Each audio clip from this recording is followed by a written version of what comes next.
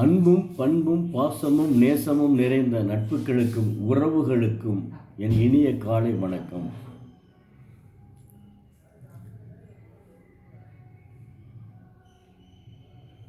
ராமேஸ்வரத்தின் புண்ணிய பூமியான ராமேஸ்வரத்தில் பிறந்த டாக்டர் ஆ.ப.ஜே. அப்துல் கலாம் அவர்களை பற்றி இன்றும் பார்ப்போம். பேராசிரியர் சாராபாயினுடைய நம்பிக்கை மனோபாவம் எல்லாரிடமும் பற்றி பரவும் சக்தி வாய்ந்தது. அவர் தும்பாவுக்கு வருகிறார் என்ற செய்தியே உற்சாக மின்சாரத்தை எங்கும் பாய்ச்சும். ஆய்வுக்கூடங்கள், பணிக்கூடங்கள், வடிவமைப்பு அலுவலகங்கள் என எங்கு பார்த்தாலும் இடைவிடாமல் எல்லாரும் பம்பரமாய் சுழன்று கொண்டிருப்பார்கள். உண்மையிலேயே 24 மணி நேரமும் வேலை செய்து கொண்டிருப்பார்கள். அப்படி ஒரு ஆர்வம் அங்கிருந்தவர்களிடம் பெருக்கெடுத்து பொங்கியது.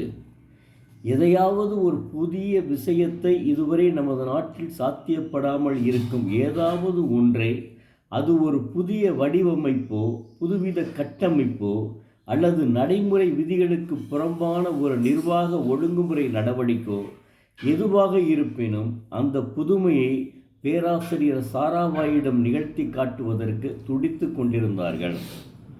அவர் எப்போதுமே ஒரு தனிப்பட்ட நபரிடமோ அல்லது குழுவிடமோ பலமுனை திட்டங்கள்தான் ஒப்படைப்பார்.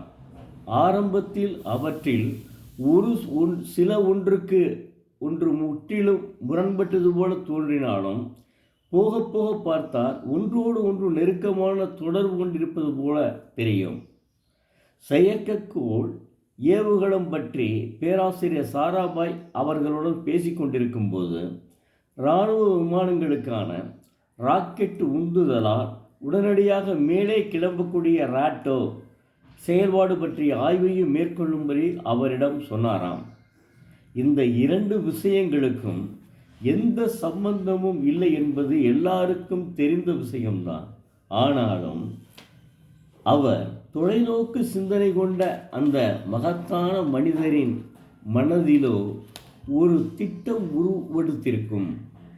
நாம் செய்ய வேண்டியது எல்லாம் என் குறிப்பில் இருந்து இம்மியும் பிசகாமல் விழிப்புடன் செயற்பட வேண்டியது மட்டுமே என்பது அவருக்கு தெள்ளத் தெளிவாக இருந்தது.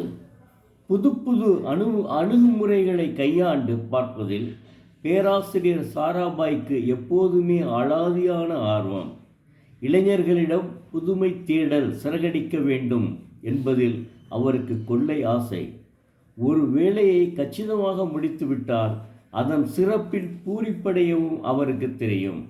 அத்தோடு அந்த வேலைக்கு எந்த தருணத்தில் முற்றுப்புள்ளி வைக்க வேண்டும் என்ற நுணுக்கமும் தெரியும். அந்த அளவுக்கு ஞானமும் சீர்தூக்கி பார்த்து முடிவெடுக்கும் புத்தி கூர்மையும் கைவரப்பெற்றவர் அவர் சாராபாய் அவர்கள். மேலும் நாளை இதை பற்றி பார்ப்போம். நன்றி.